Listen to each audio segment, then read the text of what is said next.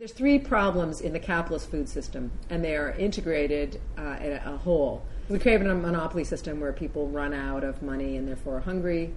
We create a food system that's based on promoting the least healthy food, and we create an agricultural system that's not sustainable. All three of those are problems. Right.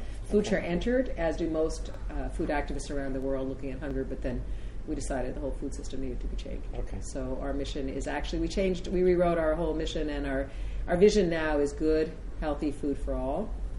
Okay. And we have a new mission statement. It's just working to ensure that everyone has sustainably produced healthy food. So it's about problem solving, it's about women's methodology, it's about a sideways rather than a hierarchical approach to decision making and processing. It's about creating examples of the society that you want to model now, so you treat people in a very respectful way.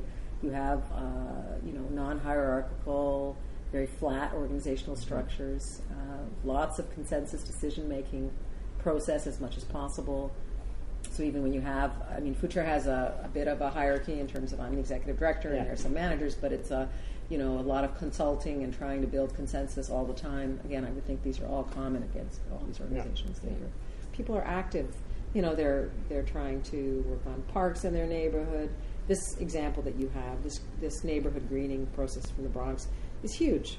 People are problem solving everywhere.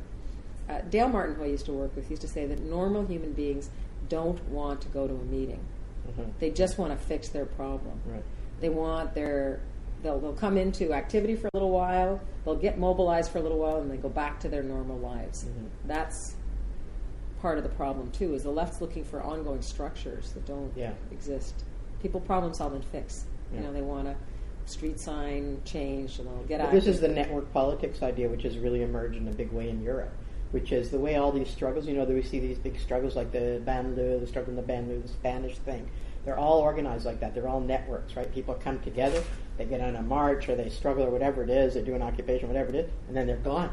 Yeah, right? They go back to their real life. They go back to their real lives, or the particular project they're working on, whatever it might be, right? Yeah. And then the next time that there needs to be a mobilization, they come together, and then they're gone again. And that's the rhythm of it now. And it's, related to the internet, right? That's related to networking on the internet as well. All of us have wrapped ourselves in these blankets, which are the fast food system. Right. So, capitalism is literally invading us. We can reject that, leaving aside the more radical, eventual self-sufficiency, the permaculture.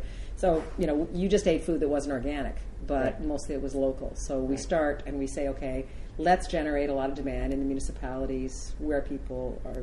But in a country like Canada, you say, how do we eat all local food? Like, you're saying multicultural, you need mangoes, you need...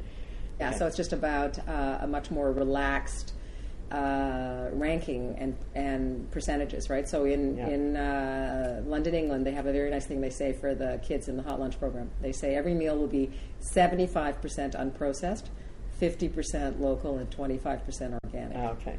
And in Brazil, by the way, they say 100% of the food will be unprocessed. Brazil's the most radical country in the world in terms of every kid eats a home-cooked meal. Wow. In local season, eat the tomato that's here and don't eat that imported one at all. Right. And then, prioritize and don't eat anything that has added chemicals and starch, and let's boycott. Let's take ourselves off the grid of the capitalist fast food system. Yeah. And that's what's so exciting. I've done that. I know, and you figured a lot of this out from your own health reasons. That's what's so exciting of this Aboriginal guy, right? Because to get Aboriginal people to see, this amazing diabetes crisis they have, and what we've done to them in terms of destroying their self-sufficiency as an economy.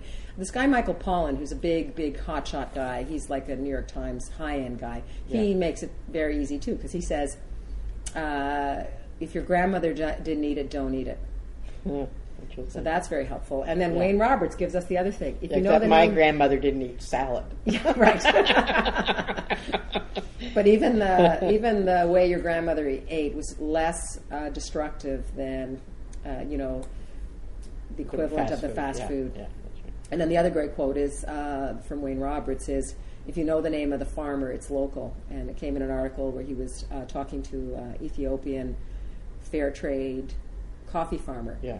So, we're going to eat mangoes, but we want to know their name. We want it to be fair. We want to make sure the funds from the north go south in appropriate ways to co-ops of farmers, not to dole. Right. What about the argument that this is utopian, that it's great so you feed 10,000 families in a place where there's 4 million people, so big deal, so it's nice. I think that it's about using the experimentation of these local examples to do a very complicated zen between that popular consciousness and policy. So I actually think government is not irrelevant, which is one of the reasons we have this very positive attitude towards working with government. Yeah. So what we're doing is experimenting and showing what's possible. We're showing that kids will eat this way. And then at a certain point, there has to be policies which make sure that all kids eat this way. Right. So it's never about either or. But it's let all good government social policy be based on the experimentation of actually showing that it can happen before any laws change. Right. And if that happens, when the law, first of all, you have the public awareness that make it possible for decision makers to make good policy, and then it sticks, and you don't have backfire. Yeah.